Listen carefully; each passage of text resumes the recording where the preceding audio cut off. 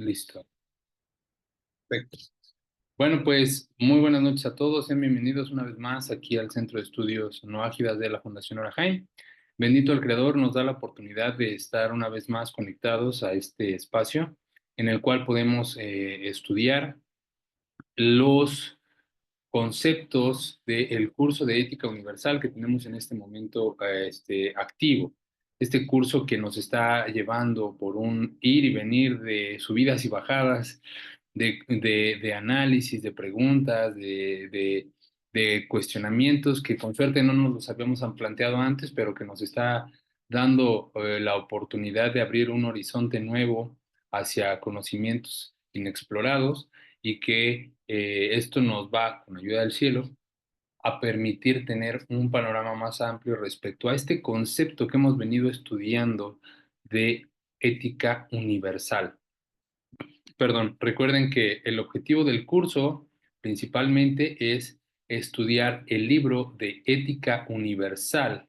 Este libro de Ética Universal que ustedes pueden encontrar allá disponible en Amazon, lo pueden encontrar en línea, lo pueden encontrar en algunas librerías, lo pueden pedir por correo. Este libro de Ética Universal de las leyes, la teoría y práctica de las leyes noágicas de Shimon David Cohen, publicado por Publicaciones Noah en Ecuador, Quito. ¿De acuerdo? Este libro es recomendado que pues, las personas que lo desean adquirir lo tengan, porque es el libro eje con el cual vamos a estar nosotros estudiando este curso. No obstante, han pasado ya pues más de un mes y medio, tal vez ya 2 meses, respecto a el estudio de este libro en particular, y aún no lo abrimos, ¿no? Todavía no abrimos propiamente el libro. ¿Por qué? Porque hemos explorado el concepto de ética universal, tratando de profundizar más allá de lo que a simple vista puede quedar claro respecto a este enunciado, ¿no? No quiero hacer más grande la introducción, más bien quiero hacer como la recapitulación de lo que hemos visto. Vuelvo a repetir, hemos visto la definición de ética, ya vimos exactamente de qué va la ética, abrimos un libro previo, ya leímos un libro previo llamado Ética para Amador de Fernando Sabater.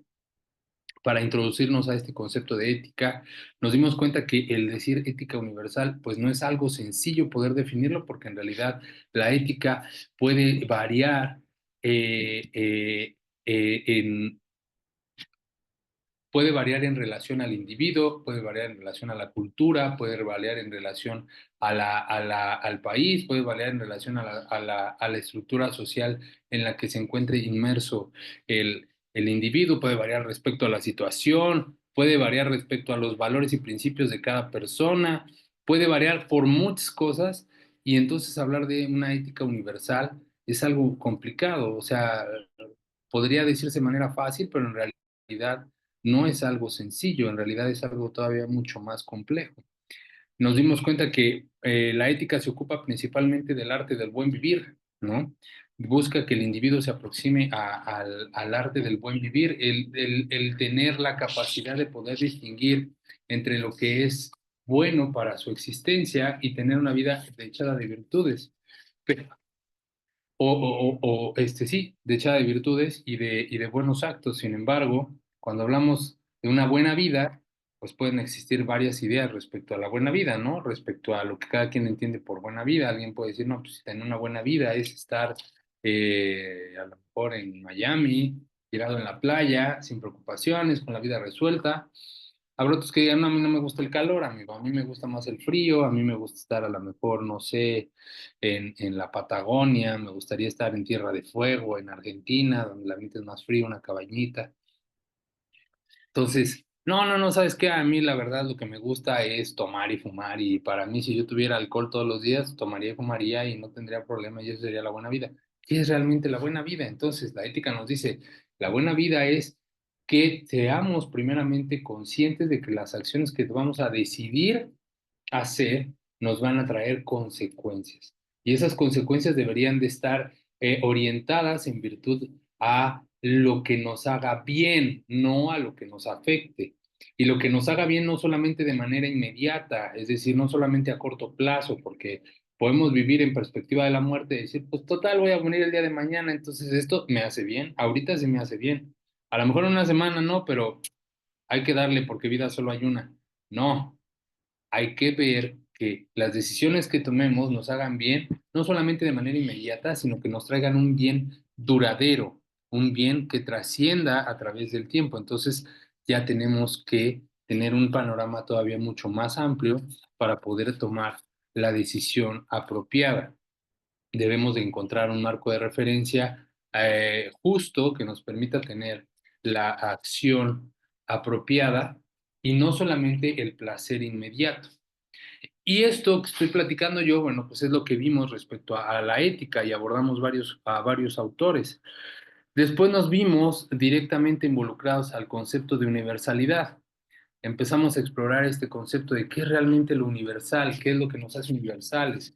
Es la condición del hombre por propiamente ser hombre.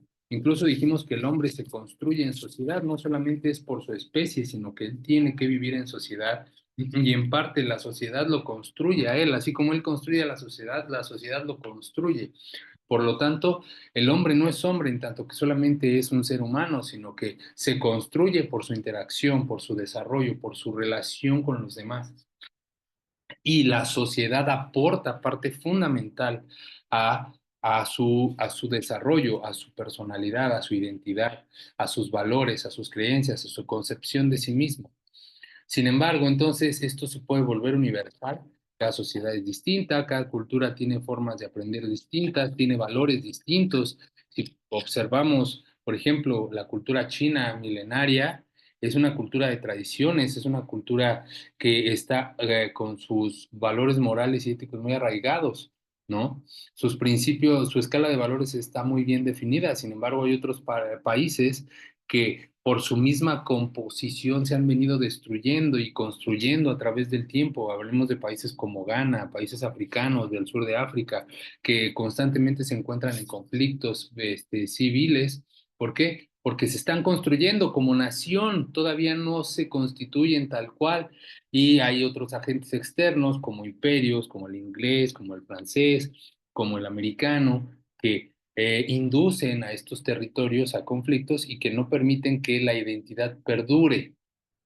¿Por qué? Porque pues, tenemos colonias inglesas, tenemos colonias francesas que traen sus prácticas propiamente y por eso vemos en países como en Sudáfrica, en Ghana, en todos los países del sur de África que pueden hablarse inglés, francés y el lenguaje propio de la etnia en donde se vive. Entonces es una mezcla multicultural que dices, bueno, entonces aquí, ¿cómo te construye el individuo? ¿Es que es francés? No, pues es que mi padre es inglés y mi madre es de Ghana y yo resulté que nací en Nigeria, entonces, ¿dónde?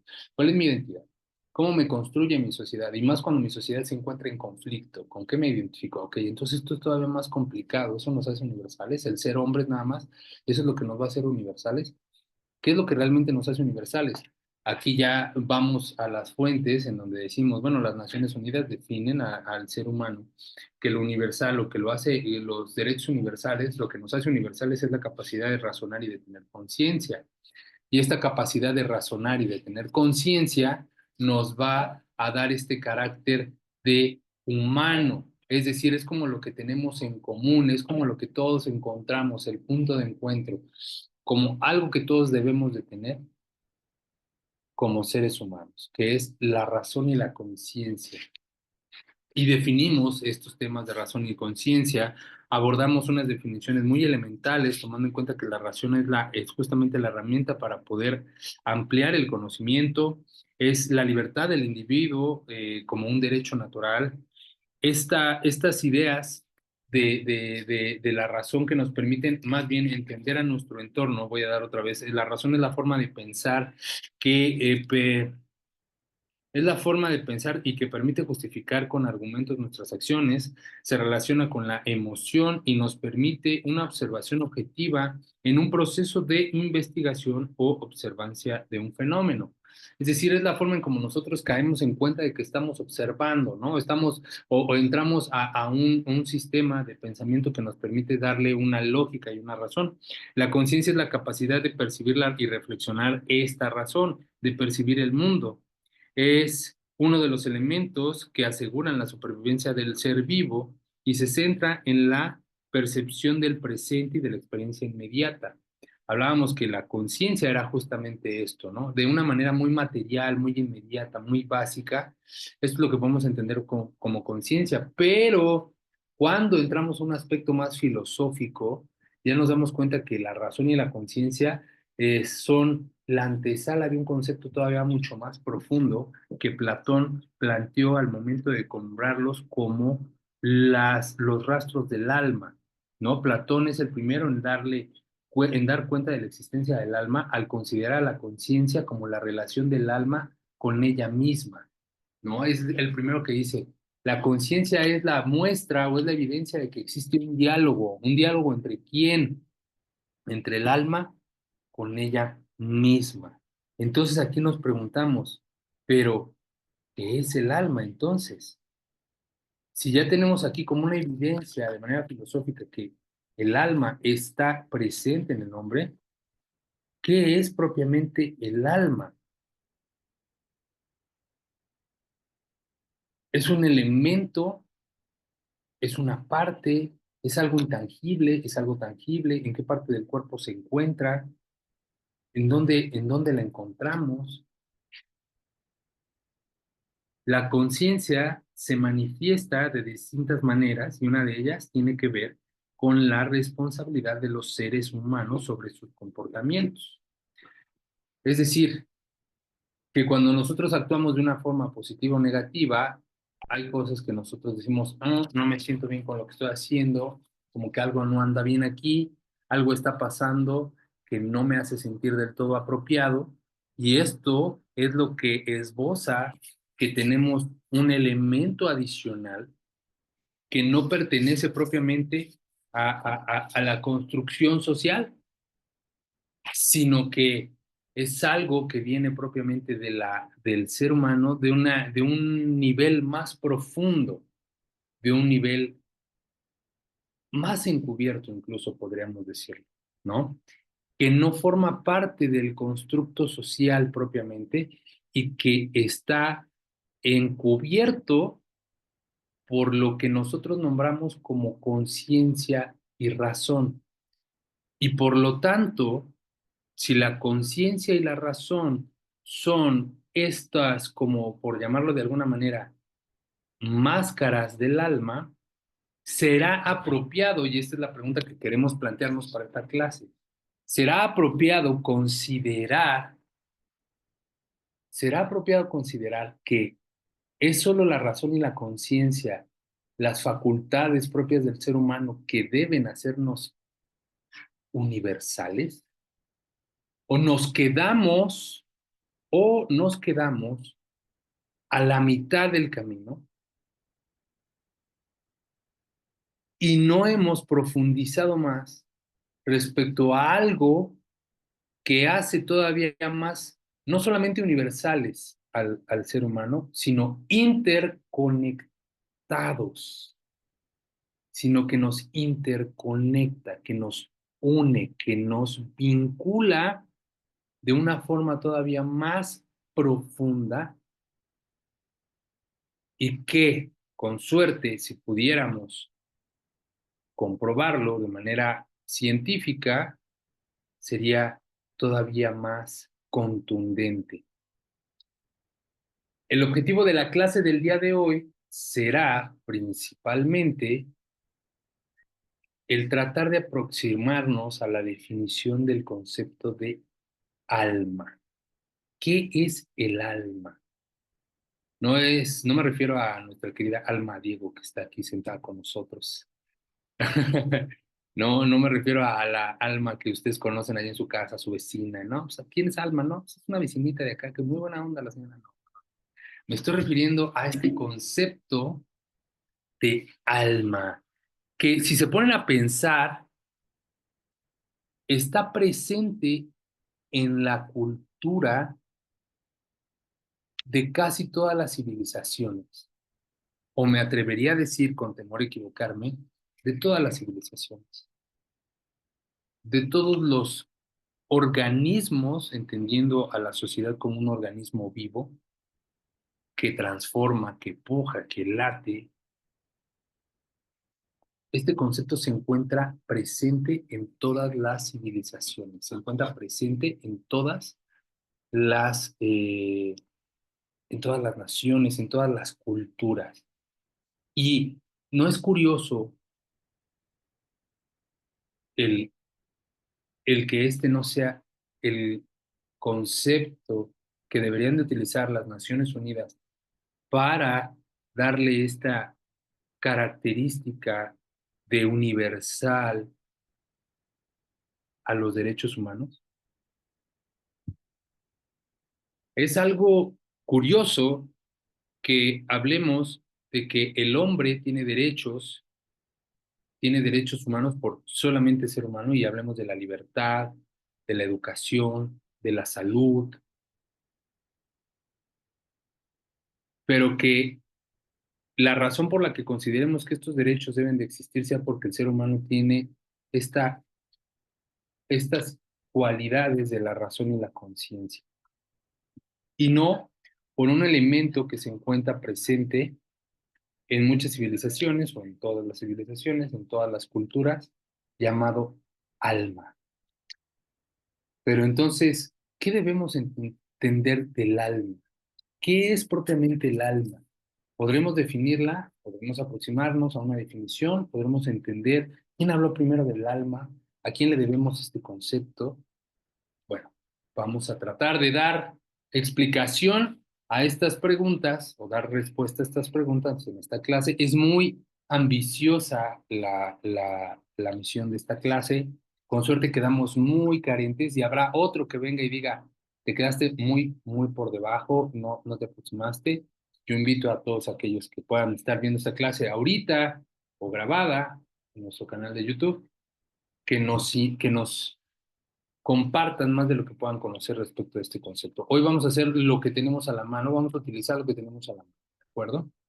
Entonces, ¿qué es propiamente el alma?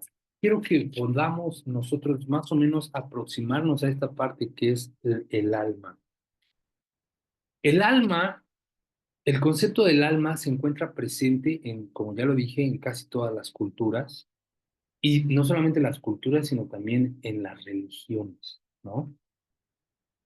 Y se encuentra expresando de una forma general la esencia inmaterial de una persona, es decir, su parte espiritual y la fuente de su conciencia,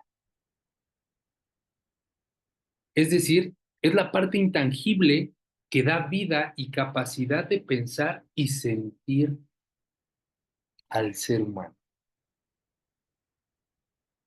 El concepto del alma, repito, se encuentra presente en casi todas las culturas y casi todas las religiones, expresando de manera general la esencia inmaterial de una persona, su parte espiritual, por llamarlo de alguna manera, y la fuente de su conciencia. Es decir, es la parte intangible que da vida y la capacidad de pensar y de sentir. Quiere decir que este elemento o este concepto de alma, si es como lo estamos entendiendo en este momento, se encuentra presente en todos los seres vivos, porque sin el alma del hombre, sin el alma en el ser vivo, este no podría existir. Este no podría existir. Oye, Israel, pero pues, en ese sentido, pues, todos los seres vivos tienen un alma y no todos los seres vivos expresan la misma capacidad de razonar y de tener conciencia como el ser humano. ¿Es cierto? Ese es muy buen punto. Todos los seres humanos tenemos la capacidad de razonar y de tener conciencia. Pero también todos los seres vivos, en esta primera definición, se podría decir que tienen un alma, porque tienen si podemos decir que el alma es el impulso principal de la vida en los seres vivos, pues todos los seres vivos, incluyendo los que se te ocurran, insectos, animales marinos, mamíferos, aves, las que tú quieras, entrarían en este carácter universal, ¿no? Pero ¿qué es lo que hace distinto al ser humano respecto a las demás especies? La distinción principal que tiene el hombre, y no lo digo yo, lo dice justamente lo que estudiamos sobre la ética, que tiene el hombre versus las demás especies es su capacidad de poder elegir. ¿Por qué esto hace una distinción? Bueno, porque todos los demás animales actúan de manera instintiva, programada, y su forma de reaccionar y de hacer no responde a una motivación personal o a una decisión individual, sino más bien a un actuar programado por un instinto que puede tener en algún momento rasgos de entendimiento, como aquel que tiene un perro y lo observa comer y el perro se acerca y el perro dice, se te queda viendo y te empieza a gemir y te hace, porque sabe que en algún momento te vas a compadecer él y le vas a dar un cacho de pan. A eso nos está diciendo a nosotros. Nosotros lo vemos como que, ay, míralo, él sabe que lo quiero y que por eso me viene aquí a estar de lambiscón a rogarme por un trozo de pan, ¿no? Pero en realidad está actuando de una manera programada, porque de manera instintiva ha visto que tú respondes a ese estímulo otorgándole alguna comida y lo hace de manera instintiva. No es entonces que el alma, este impulso de vida que tienen todos los seres vivos, sea lo que nos hace universales. No estamos hablando de eso entonces. Tiene que haber una distinción todavía más clara. Pero antes de poder llegar a esa distinción, vayamos un poco más despacio y tratemos primero de definir qué es propiamente lo que es el alma. La semana pasada abordamos un poco sobre el concepto filosófico del alma. Hablamos de Platón, que propuso justamente este postulado en el que el alma es independiente del cuerpo, es inmortal y que reencarna, y que propuso la teoría sobre la estructura del alma separándola en tres partes. Dijimos que encontraba él la parte racional, la parte irascible y la parte apetitiva, ¿no? Consideró al alma como el principio del movimiento, constituida no solo por el elemento racional, sino también por el coraje y el apetito y el deseo. Eso es lo que la herencia griega nos legó respecto al concepto del alma. Pero es todo lo que se ha dicho respecto del alma de manera filosófica. En realidad es que no. La historia de este concepto nos va a brindar una aproximación a esta definición desde la perspectiva filosófica. Por ejemplo, pasándonos después de Sócrates y Platón, distinguiendo al alma entre la forma y la materia, podemos ir a la filosofía medieval, en donde la influencia directa de la teología cristiana desarrolló el concepto del alma como la relación de Dios con el hombre y la vida eterna. No así en la filosofía moderna, es decir, de la época de la Ilustración hacia adelante. Recuerden que todo nuestro devenir de estudio está en torno a este momento de la historia en el que la humanidad da un brinco, evoluciona, lleva al siguiente nivel el conocimiento de la época medieval o el oscurantismo a la época de la Ilustración, en donde provienen las ideas de la libertad y la democracia, los derechos civiles, la responsabilidad del individuo, cambiar los sistemas de gobierno de los monárquicos a republicanos, a democracias participativas, a reinados parlamentarios, en donde estimulan la participación y el respeto del hombre por justamente este derecho universal a la libertad, ¿no? Entonces, filósofos modernos como Immanuel Kant cuestionan el concepto del alma como una sustancia independiente del cuerpo, proponiendo que es realmente más bien una idea de la razón. que el alma no es propiamente algo que se encuentre dentro del cuerpo, sino es el producto de la conciencia y la razón. Es este concepto que ha creado la conciencia y la razón para poder hacer más entendible nuestra existencia, para como poder justificar nuestra existencia de una manera inmaterial. Y este es el concepto general que se ha abordado hasta nuestros días respecto del alma. Sin embargo, la ciencia moderna ha venido a descubrir nuevos, nuevas posibilidades respecto al alma,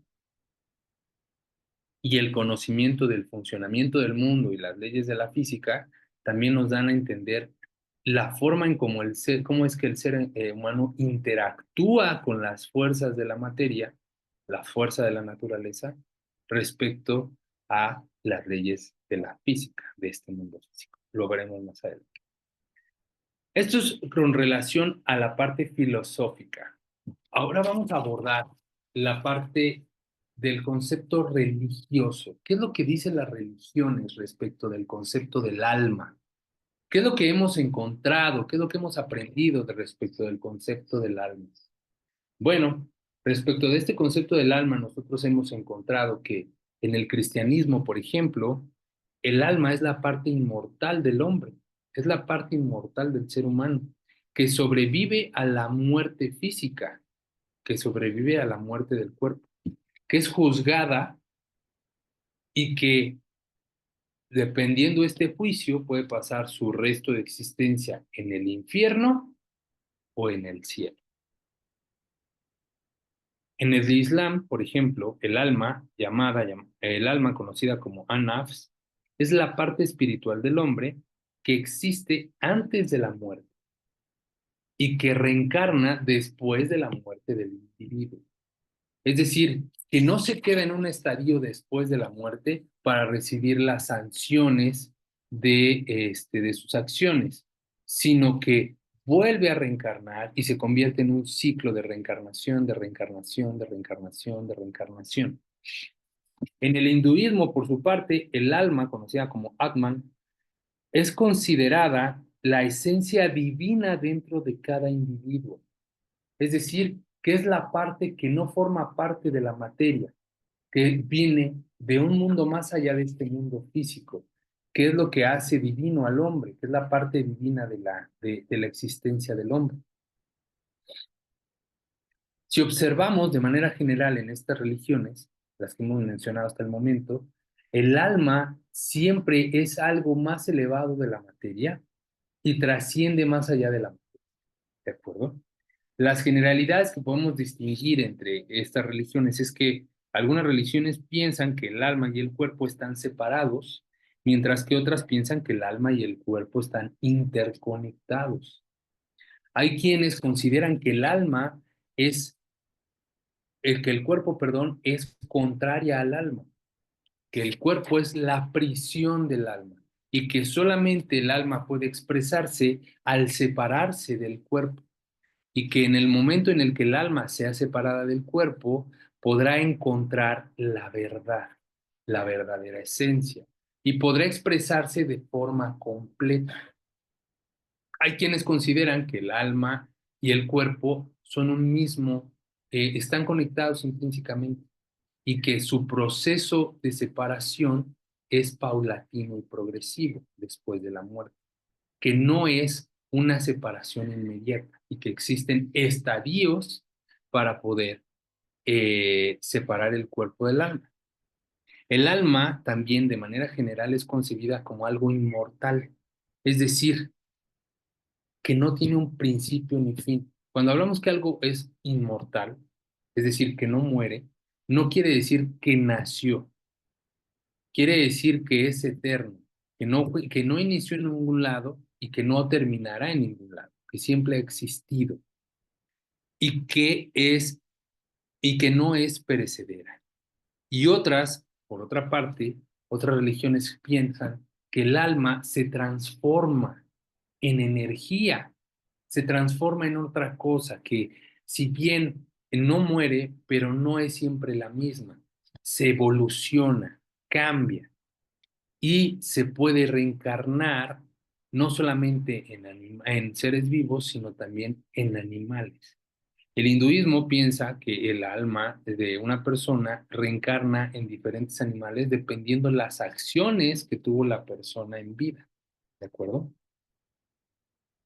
Otro concepto general que tienen las religiones es que el alma será juzgada y enviada a algún lugar en la que recibirá la recompensa o la sanción de sus acciones. Y también hay otras en las que dicen que el alma no se queda en ningún lugar, sino más bien el alma reencarna. No, no es que la almacene ni se quede ahí, sino que el alma reencarna y vuelve a bajar a la tierra para continuar como con este ciclo de bajar y regresar, de bajar y regresar, de bajar y regresar, de bajar y regresar, ¿no? Esto es lo que las religiones hablan respecto del alma. Israel, ¿esto nos alcanzaría para poder ir a las Naciones Unidas y decir, ¿es el alma lo que nos hace universales? Creo que todavía cuesta trabajo. ¿Por qué? Porque, como podemos darnos cuenta, hay opiniones divididas, hay conceptos diferentes, hay algunas aproximaciones, casi la mayoría tienen las mismas bases, pero por algunos detalles no se aproximan, y principalmente porque es un sistema de creencias. Se basa en el creer y no en el saber y no en la comprobación, ¿de acuerdo? Por lo tanto, eso hace que el argumento se quede solamente en un tema muy doctrinal y no pueda sustentarse de una manera más física. Sin embargo, hay elementos que podemos tomar para poder ir avanzando en el conocimiento de este concepto y que propiamente el judaísmo nos lo da de una forma un poco más a detalle. Ojo, ¿qué quiero decir con esto? Que el judaísmo no es el único que habla sobre el alma y otros sistemas religiosos hablan y muy similar a las bases que tiene el judaísmo. Pero por efectos de este curso que estamos estudiando respecto al libro de Ética Universal desde la perspectiva del judaísmo, es por eso que traigo el desmenuzado de esta religión. Cualquier otro podría acercarse a otro sistema religioso y poder complementar o proponer las similitudes o diferencias que tiene este concepto del alma versus otros sistemas religiosos. Para poder nosotros conocer qué es lo que el judaísmo nos dice respecto del concepto del alma, vamos a abrir, estuve pensando, tengo varios libros respecto a este tema, pero hay unos libros que están muy avanzados y hay otros libros que están muy enredados por el tipo de lenguaje que tienen. Y vamos a regresar de nuevo al libro de Derek Hashem, se llama Derek Hashem, El Camino de Dios. Este libro ya lo habíamos abierto la semana pasada, lo vuelvo a poner aquí, Derek Hashem, El Camino de Dios. Aquí lo tiene. Y vamos a ir en esta ocasión a su capítulo 1. Vamos a ir a la parte número 1, perdón, en el capítulo número 3.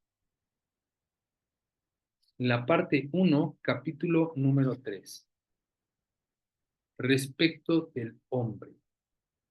Y vamos a leer qué es lo que dice. Recordemos que este libro de Derek Hashem es un libro escrito por el Ramjal, Rabbi Moshe Chaim Luzzatto, rabino cabalista de la Edad Media. Irónicamente, es medieval respecto a la filosofía medieval que existía en su época. Este libro trae una iluminación respecto al tema del alma distinta a la que predominaba o más detallada a la que predominaba en su época. Dice, respecto del hombre, ya hemos mencionado que el hombre es aquel ser que fue creado para adherirse a él, el santo bendito sea, y que se encuentra entre la perfección y la imperfección, y que tiene el poder de adquirir la perfección. Sin embargo, esto debe de ocurrir a través de su propia elección y voluntad. Pues si él estuviera obligado en su comportamiento a escoger siempre la perfección, no sería considerado realmente el dueño de su perfección, ya que estuvo forzado por otro a adquirirla. Y quien provocó que la adquiriera debería ser considerado el dueño de esa perfección, y así la voluntad suprema no se cumpliría. Es por eso que era necesario darle la libre elección y que en su inclinación estuviera equilibrada para que cualquiera de los dos lados, sin verse obligado a optar por uno de ellos, y que hubiera en él fuerza de elección para escoger con conciencia y voluntad cualquiera de ellos que deseare. Aquí está diciendo lo que yo les mencioné hace un momento. ¿Cuál es la distinción que tiene el hombre versus otras especies? Que el hombre tiene capacidad de elegir. Porque si no existiera esta capacidad de elegir y siempre eligiera lo correcto, coercionado por alguien más, no hay mérito en ello. Porque en realidad no es su elección, está programado. Así se programó. ¿Qué le vas a premiar? No hay nada que. Este ejemplo lo ocupo mucho. Imaginemos un robot que está programado para dar vuelta cada 5 metros a la izquierda. Y da vueltas, avanza 5 metros, da vueltas a la izquierda. 5 metros, avanza a la izquierda. 5 metros, avanza a la izquierda. Así, así, así, hasta que llega un barranco y está a punto de caerse y en vez de girar, y si gira a la izquierda se cae y gira a la izquierda y se cae. ¿Es su culpa? En realidad no. ¿Por qué? Porque su programación, alguno de ustedes lo sancionaría, diría, no, pues está menso, está viendo que va a morir, que está viendo que o se va a romper o se va a caer y todavía da vuelta a la izquierda se cae. ¿Alguno de ustedes de manera consciente agarraría y lo juzgaría de una manera negativa? No. ¿Por qué? No lo podremos sancionar porque pues, estaba programado para eso. Nadie fue y lo apagó, nadie fue y le dijo, haz lo contrario. De la misma manera el ser humano. Si estuviéramos programados para hacer siempre lo correcto, no habría mérito en ello. Entonces, no es que hizo lo correcto, como debía de ser. ¿Por qué? Porque para eso está programado.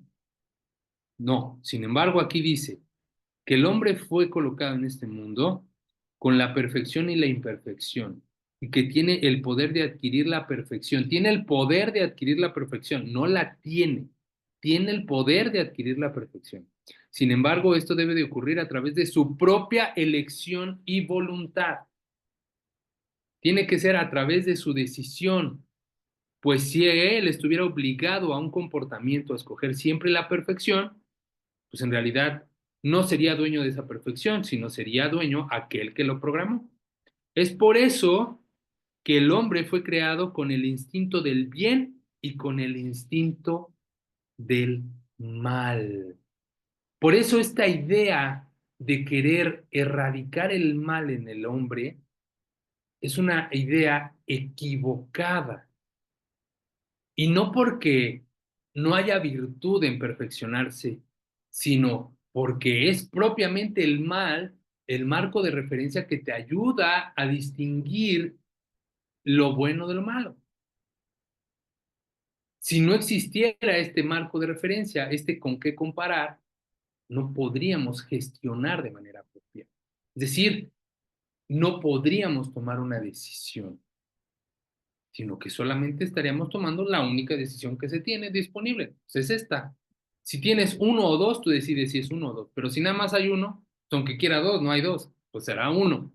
Y otra vez, otro punto es uno. Ah, bueno, pues uno, y así te vas, así te vas, así te vas. No, aquí tienes la oportunidad de manera libre elegir. Es por eso que el hombre fue creado con el instinto del bien y con el instinto del mal. ¿Qué dice respecto a esto? En hebreo, bueno, hay una nota al calce que dice el Yetzer Tov y el Yetzer Ra. Recordemos que el Yetzer Tov es lo bueno, la inclinación al bien, y el Yetzer Ra es la inclinación al mal.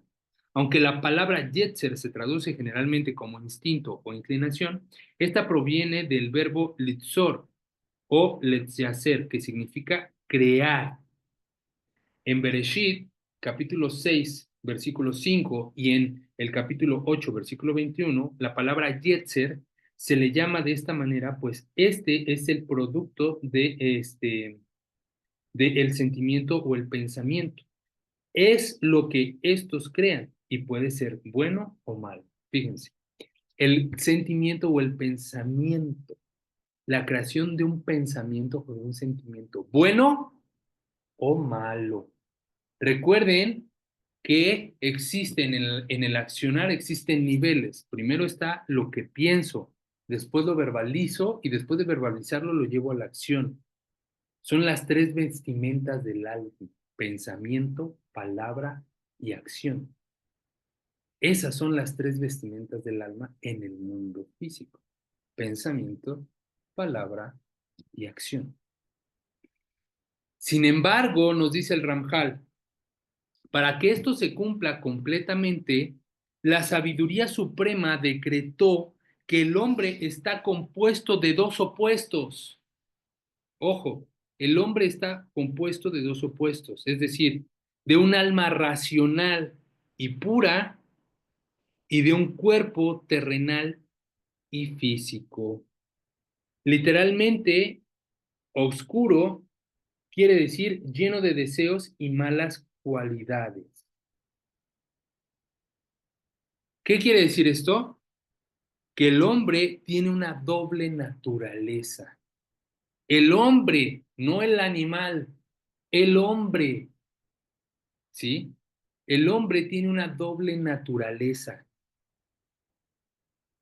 Es un alma racional y un cuerpo terrenal y físico.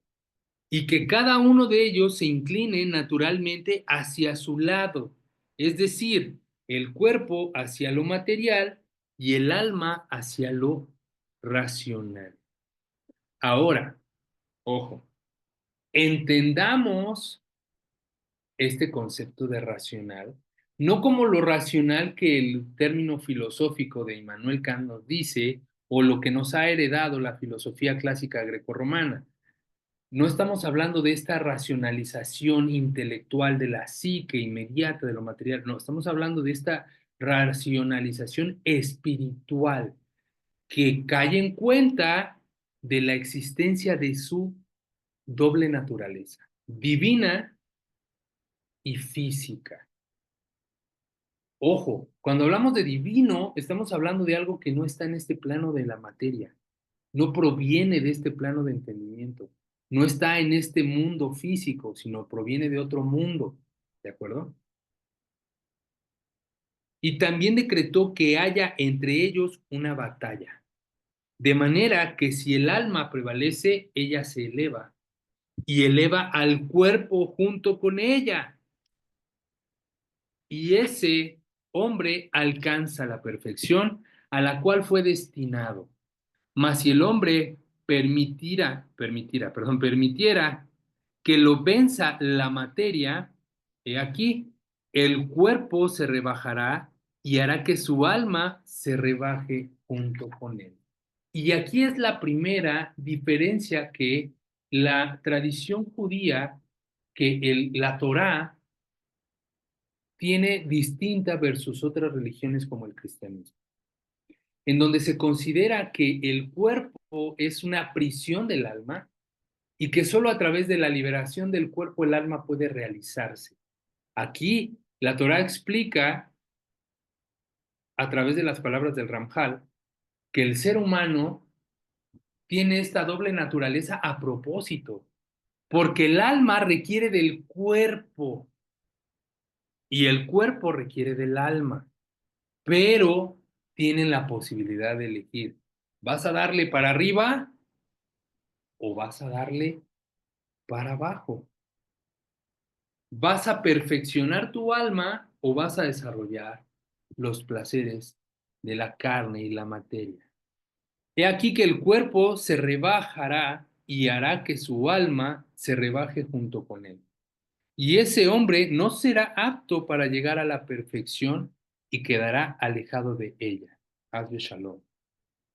Pero aún así, este hombre tiene la capacidad de someter lo físico a su intelecto y su alma y adquirir la perfección, como explicamos. Sin embargo, continúa el texto, su bondad decretó, es decir, la bondad del Creador, decretó que haya un límite para ese esfuerzo, que el hombre debe realizar para alcanzar la perfección. Y cuando se haya completado ese esfuerzo, él alcanzará su perfección y descansará gozando de ella para la eternidad. Aquí hablamos que hay una recompensa. ¿En dónde? En una eternidad, que no puede ser en este plano, no puede ser en este mundo, porque este mundo no es eterno. Este mundo es finito y sus recursos son finitos, tienen un principio y tienen un fin. Quiere decir que cuando se complete ese esfuerzo, él finalmente alcanzará la perfección que pudo adquirir en vida sin que exista la posibilidad de perderla nuevamente y gozará de ella por siempre. Ok, entonces aquí el Ramjal en este capítulo 3 nos dice que el hombre tiene esta doble naturaleza, un cuerpo material y un alma espiritual. Pero el alma es más compleja de lo que podemos entender, porque el alma tiene niveles. No es una pieza.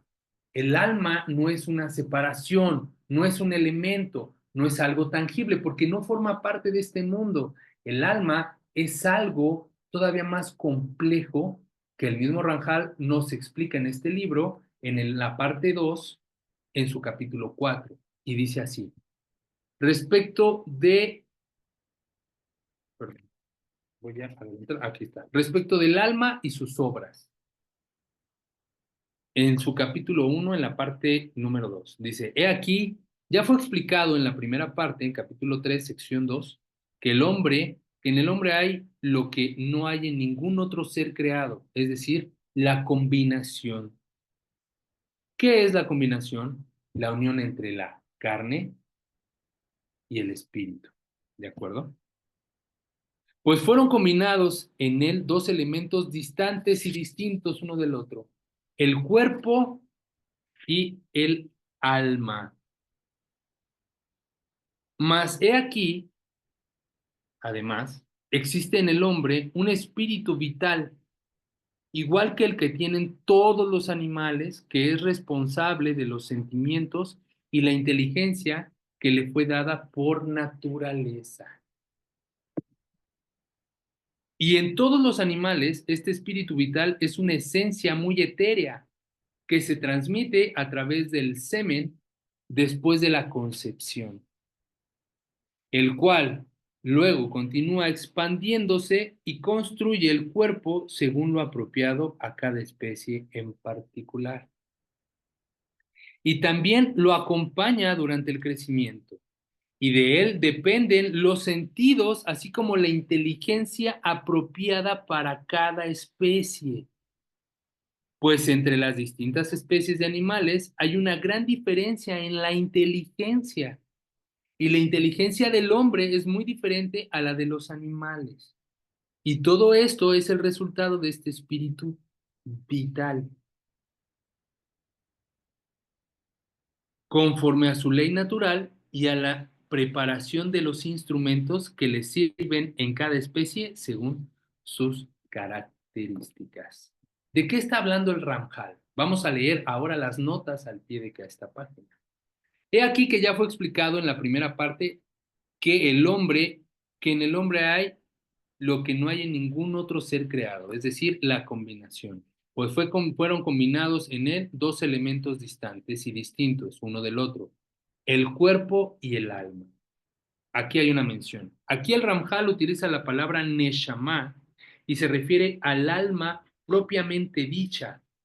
Recordemos que en la filosofía judía o en el judaísmo existen 5 niveles del alma: Nefesh, Ruach, Neshama, Hayá y Yehidá.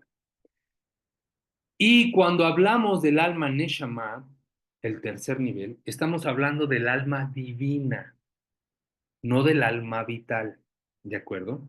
Y aquí es donde dice el Ramjal, aquí al hombre le fue dada un alma divina. Sin embargo, no solamente eso, sino que también tiene un espíritu vital, que es una esencia muy etérea que se transmite a través del semen. ¿Qué quiere decir esto del semen? Quiere decir que en el momento de la concepción, esto se transfiere como un material genético que hoy conocemos nosotros como ADN, el cual continúa extendiéndose y construye, perdón, el cuerpo según lo apropiado a cada especie en particular. Lo acompaña durante el crecimiento y de él dependen los sentidos. Aquí ya estamos hablando de la forma en cómo conocemos nosotros el mundo, nuestros 5 sentidos, así como la inteligencia apropiada para cada especie.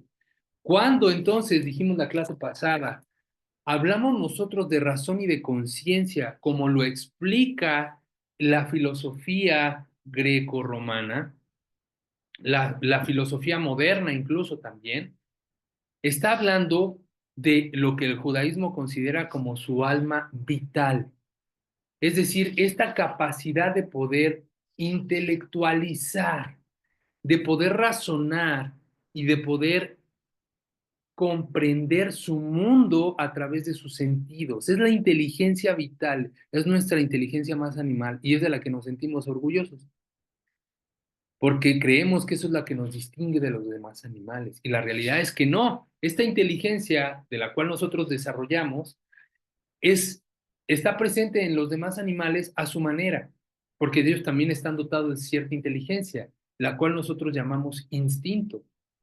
Y el ser humano también tiene este instinto que le llamamos conciencia y razón. Es la forma en cómo podemos intelectualizar nuestro mundo, lo razonamos, lo comprendemos. Ojo, esto no es lo que estamos hablando de alma. Esto es al punto al que quiero llegar. El alma al cual nos referimos no es lo que nosotros conocemos como la razón y la conciencia, porque el alma a la cual hace referencia el judaísmo en ese nivel es el nefesh, lo más vital, lo esencial, lo que todos los seres vivos tienen. No es el alma del cual habla en el capítulo 3, en la parte 1, donde dice que el ser humano fue creado con una fuerza contraria. No es esa alma. No es esa alma de la cual habla el capítulo 2, ¿no? Esta alma de la cual habla aquí es la alma que todo ser vivo tiene. ¿De acuerdo? Todas estas son facultades contenidas en este espíritu vital.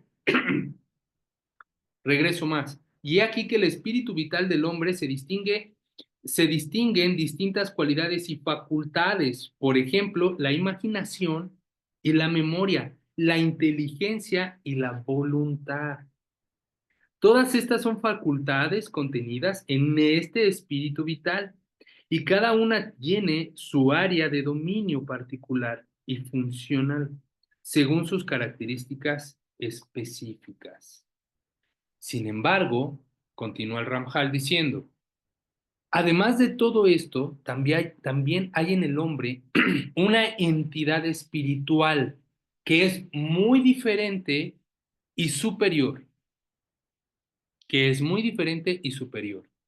Y la única razón por la cual fue puesta en el hombre es para vincularlo a las raíces superiores, con las cuales debe de estar conectado para que sus acciones puedan provocar un gran efecto en las fuerzas superiores. Y a través de esta entidad es proyectada la influencia que le es conferida al hombre desde las fuentes superiores y de ella es proyectada al espíritu vital que mencionamos. Y de ella es proyectada al cuerpo. Es decir, es decir, de la alma animal, digo, de la alma divina, se baja al alma animal y posteriormente a lo más básico que es el cuerpo, la materia. ¿De acuerdo? Y aquí, esta entidad espiritual está conectada con la inferior, es decir, el alma espiritual, la Neshama, está conectada con la inferior, con el Nefesh, la cual a su vez está conectada a la parte más etérea de la sangre. La sangre es la vida, ya que mantiene y alimenta todas las partes del cuerpo. Véase además lo que escribe Rabbi Ariel Kaplan en sus notas respecto al tema de Derek Lehane. Después abordaremos ese tema. De esta manera, el cuerpo y estos dos entes espirituales están conectados entre sí. Fíjense, entonces estábamos hablando que el alma, no es una parte ni se divide en partes, es una esencia que tiene niveles y que se encuentra interconectada e interactúa con el cuerpo. La primera forma en la que interactúa el alma con el cuerpo es por el alma vital. Este alma vital es la que nos da el movimiento, es la que nos impulsa, es la que nos genera el levantarnos y es la que nos hace intelectualizar y razonar, el tener razón y conciencia, memoria e imaginación. Por lo tanto, no es este el atributo que debería de hacernos universales. Quiere decir que hay otro atributo, otra facultad, otra característica en el hombre todavía más elevada, pero que está fuera de la materia y que es propia del ser humano y que se ve reflejada y que impacta, mejor dicho, directamente en la conducta del hombre, en sus decisiones. Y aquí, a causa de esta conexión entre esta alma y el cuerpo a través del alma inferior, ella está limitada en ciertos aspectos. Y todo el tiempo que está conectada al cuerpo, es decir, todos los días de la vida del hombre, no puede unirse y relacionarse con entidades espirituales y trascendentales. Y es afectada por las asociaciones del cuerpo, conectándose con la luz del Creador, bendito sea su nombre, o alejándose de ella, apegándose a las fuerzas de la impureza. Y de eso depende su preparación para llegar a la perfección final o alejarse de ella. ¿Qué quiere decir esto? Que el alma divina que puede existir en el hombre se vincula al cuerpo por medio del alma vital. Pero esta vinculación no permite que se vincule de manera completa a los niveles superiores, a la Yejidá, a Nefesh, Ruach, Neshama, a Hayá y Yejidá, a los niveles superiores, a los dos niveles más elevados. No permite que se vincule a esos niveles superiores, sino que la mantiene aterrizada a los niveles inferiores. Y estos niveles inferiores van a hacer que se eleve más en función de sus acciones, si sus acciones están con apego hacia el Creador. O si se encuentra desapegada del Creador, las van a liar a las impurezas, es decir, a las acciones de la carne. Denme un minuto, por favor.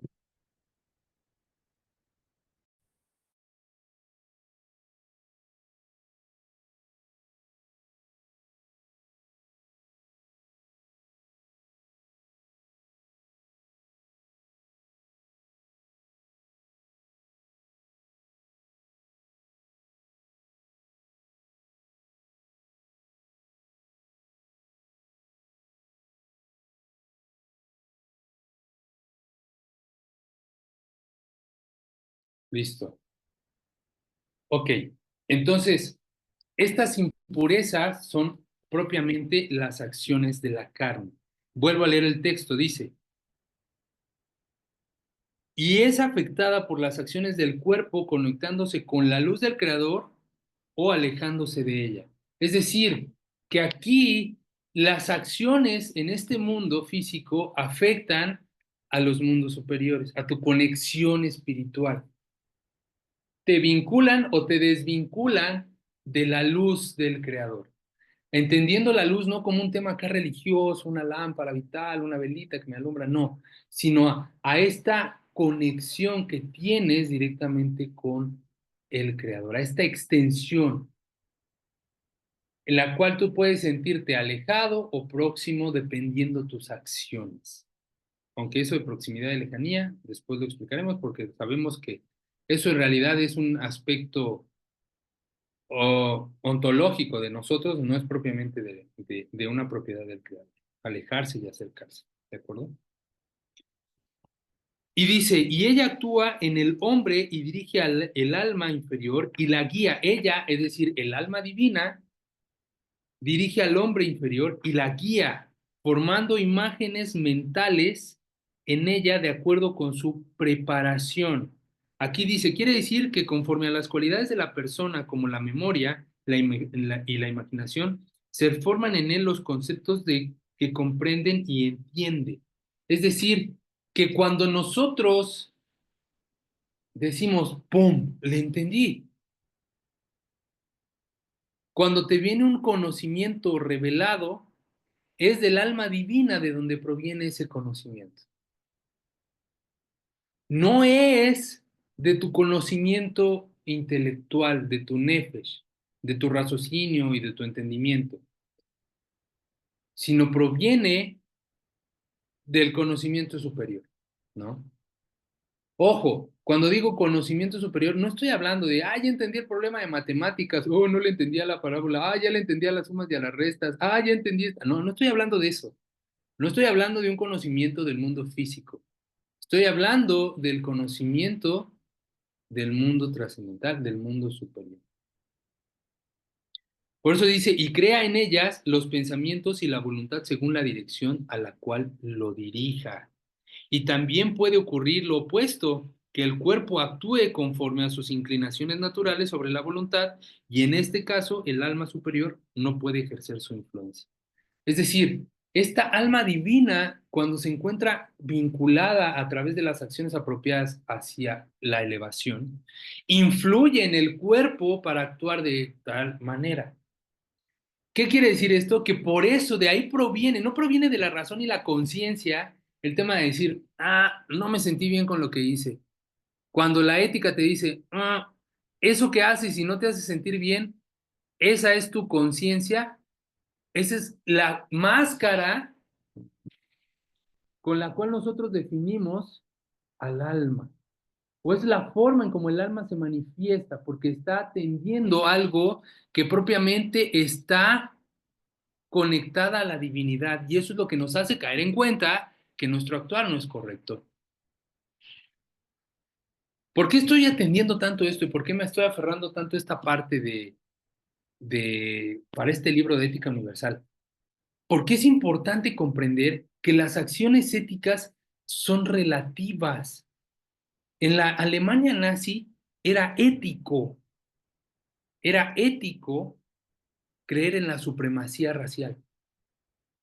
Y era inmoral considerar que el sistema educativo o educar a tus hijos fuera del sistema educativo de la Alemania nazi. Para los nazis, el asesinar judíos, y no solamente judíos, sino cualquier persona que no fuera aria, era virtuoso, porque estaban contribuyendo a la perfección de la raza humana, ¿no? Su ética y su moral le dictaba que eso era lo correcto. La intelectualización de esa filosofía los llevó a dictar que eso era ético y moralmente correcto. En la actualidad, y a ver si no me censuran por esto, es inmoral el que tú no respetes, voy a quitar respetes, que no aceptes, porque debes de respetar, el que no aceptes la ideología de género. Es inmoral. Ya estás mal visto. Si tú no estás de acuerdo con los contenidos de Brown de Disney, porque ya tienen hasta una categoría de orgullo gay. Ya hay una categoría ahí en la plataforma de streaming de Disney. Y si estás en contra de eso, el que estás mal eres tú.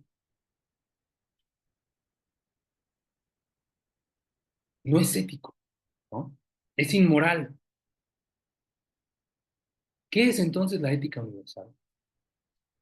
Estamos entendiendo que lo que está atendiendo a esto es los aspectos que se encuentran más allá de la materia y más allá del alma vital, del razonamiento. lógico racional y de lo que conocemos como conciencia. Estamos hablando propiamente de un alma divina. Y no estamos hablando en términos religiosos, ojo, no quiero que esto se convierta en una charla religiosa en la que yo diga, no, Israel ya está tirando acá su rollo religioso. No, no, no, no, no. Sino quiero que veamos el punto, que realmente lo que nos hace universales es algo que se encuentra fuera de este mundo y fuera del mundo filosófico intelectual, fuera de la filosofía moderna.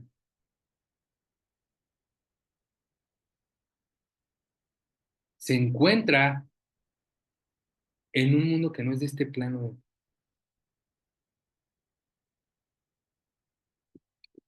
Israel, está muy padre todo lo que dices y todo está muy chido, ¿sabes? No, hombre, me parece súper guau.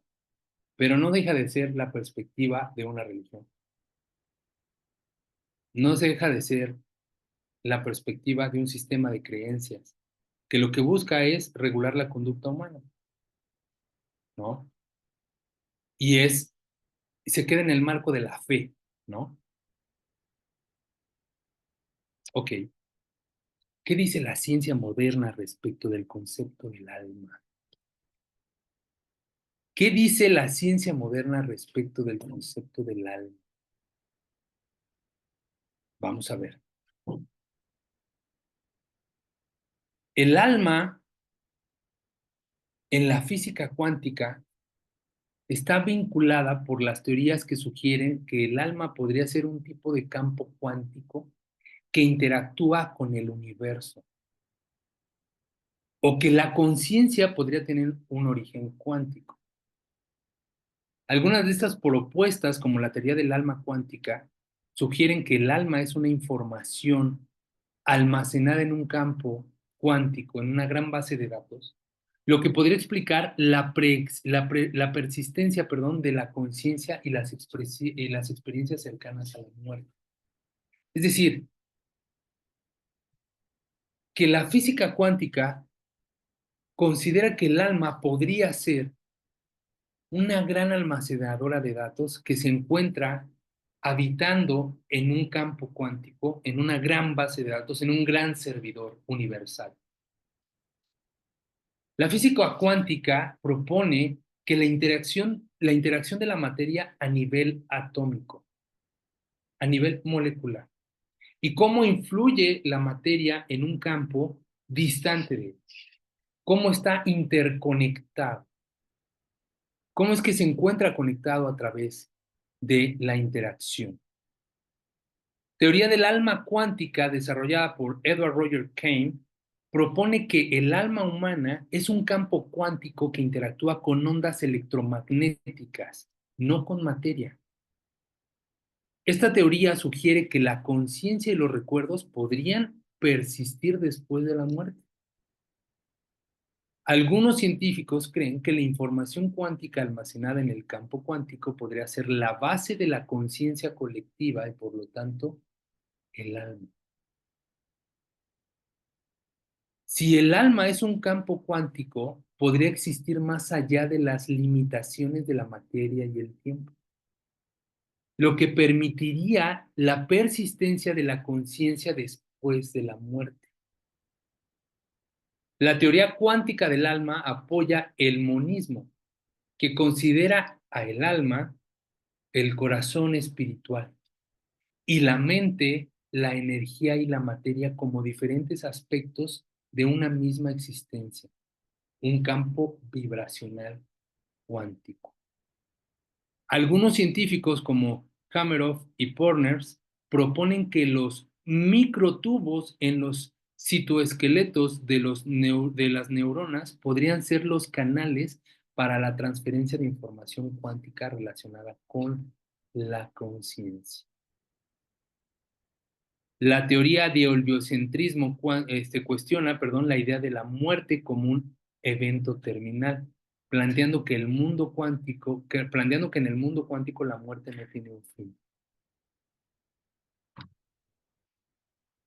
Amit Govazny, en su libro La física del alma, explora cómo la física cuántica puede respaldar teorías metafísicas de la reencarnación y la inmortalidad.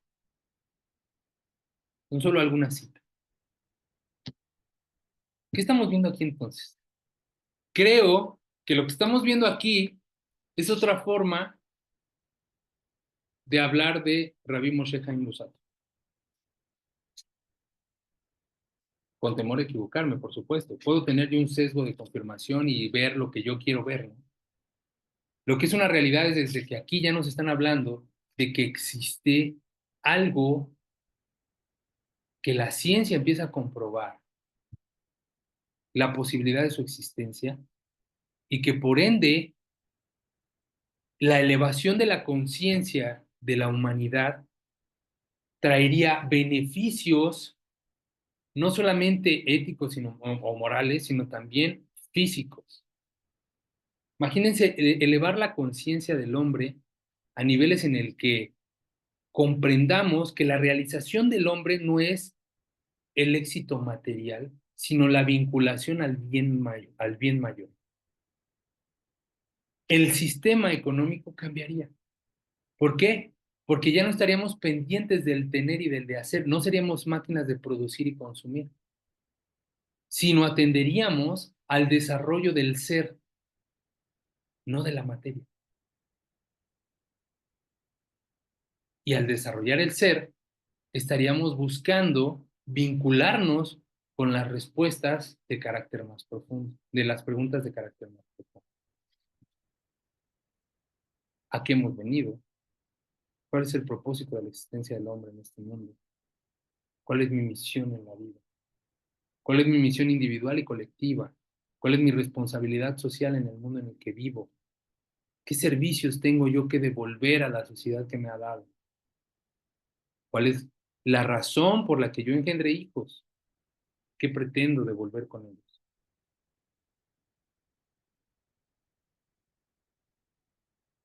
Desde aquí estamos haciendo nuestra primera aproximación muy filosófica, todavía sigue siendo muy filosófica respecto al tema del alma. Aunque he traído algunas citas científicas, todavía nos queda un largo camino que recorrer respecto a este concepto del alma. Por eso es que la próxima clase vamos a abordar el tema del alma desde la psicología. Y les voy a recomendar un libro que seguramente ya lo han leído anteriormente, porque ya lo hemos visto con el Rav Asher Kakwa, el libro de Víctor Frank. El libro de Víctor Frank es se me fue el nombre. Espérenme tantito. Aquí lo tengo. ¿Cómo es posible? Estoy deshidratado. Ya me acordé. El hombre en busca del sentido. El hombre en busca del sentido de Víctor Frank. Aquí vamos a hablar de la significación. ¿Qué es la significación? De la significación del hombre y su sentido de existencia. Víctor Frank, el hombre en busca del sentido. Les recomiendo este libro y también nos vamos a apoyar un poco en este libro que se llama Psicología y Cábala. Por ahí se ve. Psicología y Cábala. No se ve, ¿verdad? Lamento. Ahí. Psicología y Cábala. ¿De acuerdo? Del rabino Isaac Ginsburg. Isaac Ginsburg. Estos dos libros los vamos a estar utilizando en la próxima clase. Vamos a dejar la clase de hoy hasta aquí. Voy a dejar el espacio por si alguien tiene alguna pregunta, consulta, comentario. Con mucho gusto. Adelante. No cobro las preguntas, ¿eh? A ver, por aquí tengo un mensaje. Dice, ok, Patricia Andrade dice la manifestación humana y equidad, voluntad, mente, nefesh, pensamiento, ruach, habla, nefesh, acción. Muy bien. Dice Moisés Lugo, ese libro lo menciona el Rebe en una de sus cartas. Perfecto. El libro de Víctor Frank. Ajá, sí, perfecto. Sí, el libro de Víctor Frank, sí, claro. El hombre en busca del sentido Habla justamente de la experiencia de Víctor Frank en los campos de concentración y dándole significado a su existencia, no de una manera religiosa, sino desde una forma psicológica. Es muy bueno ese libro. Es más, el Rebe lo alentó para que siguiera con su trabajo y no lo dejara. Perfecto, estimado, muy bien. Gracias por el comentario. Es de gran influencia en la psicología moderna, pese a que en su tiempo, cuando Víctor Frank estaba vivo, no tuvo los espacios apropiados o no se generó el ruido apropiado, pero en la actualidad es un buen libro para poder empezar a discernir en este estudio. ¿De acuerdo? Perfecto. Bueno, pues estamos concluyendo la clase del día de hoy. Muchísimas gracias a todos por su apoyo, gracias a todos por su asistencia. Los dejo para que descansen, nos vemos la próxima semana y con ayuda del cielo tengan un excelente inicio de semana. Muchas gracias y shalom, shalom. Shalom, shalom. Shalom, shalom. Gracias, don Israel.